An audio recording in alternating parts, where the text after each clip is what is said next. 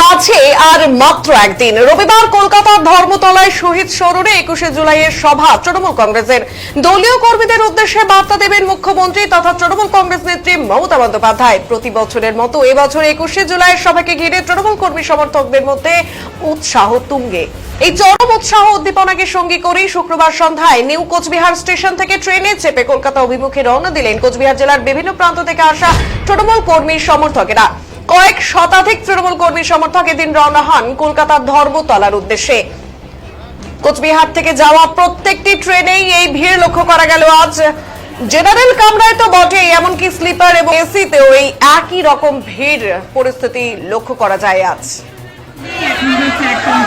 স্টেশনে উপচে পড়া ভিড়, যাত্রীরা উঠতে গিয়ে হিমশিম খাচ্ছে গোটা স্টেশন চত্বরে।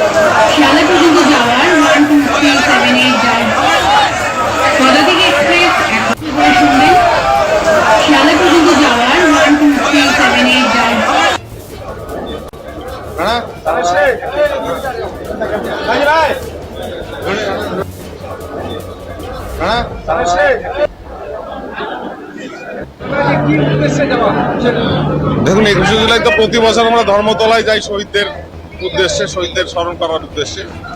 আমাদের তৃণমূল কংগ্রেস প্রতি বছরই ব্যবস্থা করে। আমাদের হাজার হাজার কর্মী সমর্থক কোচবিহার থেকে 21শে জুলাইয়ের উদ্দেশ্যে এর জন্যই পারি যায়।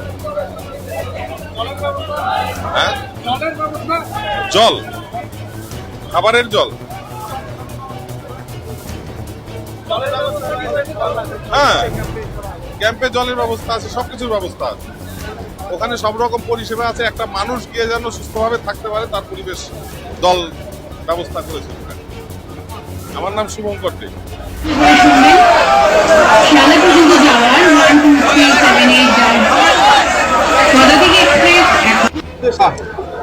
সকলেই জানেন 21শে জুলাই শহীদ তর্পণ ও শহীদ দিবস উপলক্ষে মমতা বন্দ্যোপাধ্যায়ের ডাকে প্রতি বছর আমরা এই দিনটিতে সারা বাংলার যারা তৃণমূল কংগ্রেসের কর্মী সমর্থক তারা সকলে মমতা বন্দ্যোপাধ্যায়, অভিষেক বন্দ্যোপাধ্যায়ের ডাকে কলকাতার জমায়েত হন এবং সারা আগামী বছরে তৃণমূল কংগ্রেসের রাজনৈতিক কর্মসূচি এই মঞ্চ থেকে ঘোষণা করেন এবং সেভাবে রাজনৈতিক কর্মকাণ্ডগুলো সারা বছর করে চলে।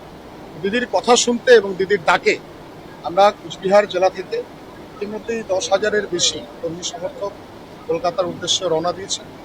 তারা আমরা সকলে কলকাতার দিদির মঞ্চে আমরা জমায়েত। নাম রাহুল রায়। সকলেই জানেন